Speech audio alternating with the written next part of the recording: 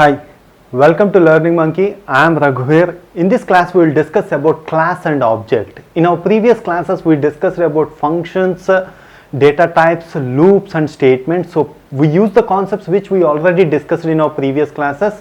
Please follow our playlist from the beginning so that you will have a better understanding of the complete Python language. The link for the playlist is provided in the description below.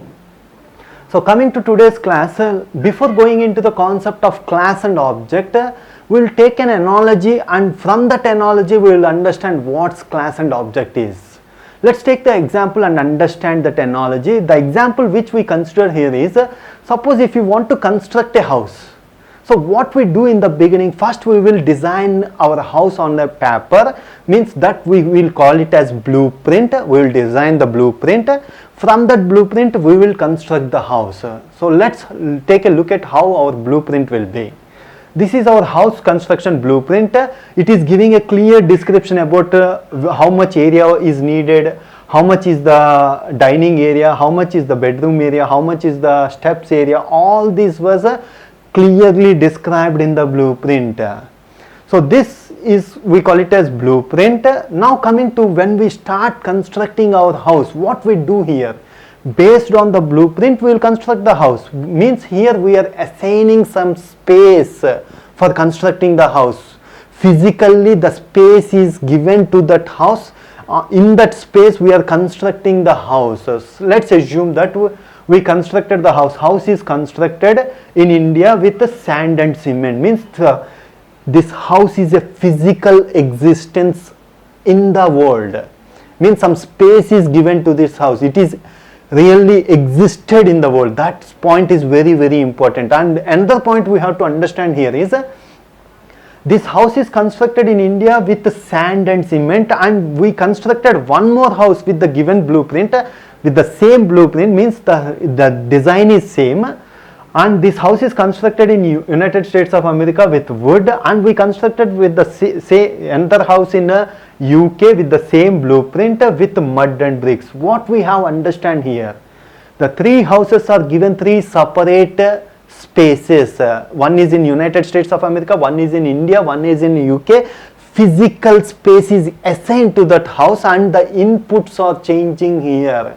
In India the house is constructed with sand and cement. In United States it is constructed with wood. In UK it is constructed with mud and bricks. So with this example we will understand what class and object is. So remember this example, our class and object concept exactly matches to this example. So let's take first we will understand what class is. Class is a user defined blueprint or prototype of object. So let's take an example and understand what class is, how we define the class, why we call it as blueprint. So we are defining a class called class rectangle. In this class we are defining, so forget about this line def underscore underscore init underscore underscore of L comma B. We will discuss about this line in our next class. So remember this, here we have defined two variables, length and breadth. Okay, we defined two variables, length and breadth, and we defined a function def area of. So our class name is rectangle, and we defined a function. The functions that are defined in the class, we call it as methods. So from now onwards we will call them as methods. We defined a method area, in that we are using the variables length into breadth, and we are calculating the area and we are displaying the area. And we defined one more method, perimeter of the rectangle. We are calculating the perimeter of the rectangle. P is equal to 2 into length plus breadth. We are displaying the perimeter. Like that same way we defined one more method, diagonal of. We are calculating the length of the diagonal here. D is equal to square root of length square plus breadth square. So mathematical equation we have written here. Usually this is not the coding line. We don't have the square root function. So we need to use the square root function. So print D. So this is how we define the class. Class we call it as a blueprint. So why we call it as blueprint we will understand when we discuss about the object. So now an object is an entity in the real world, means it is physically existing. Object is similar to the house which we constructed. Class is similar to the blueprint which we designed on the paper. Okay, physically existing an entity in the real world. How to define an object? So M is equal to, what's our class name? Rectangle of 1 comma 2. We are defining an object with name M, and we are defining an object to the class rectangle with the input 1 is length, 2 is breadth. So what happens here when we define an object? So what happens here is it will assign a physical space. The same way when we construct the house, we are assigning a physical space. The same way when we define an object, it will assign a physical space in random access memory. Let's assume that M is given 50 space in that location, L is equal to 1, B is equal to 2.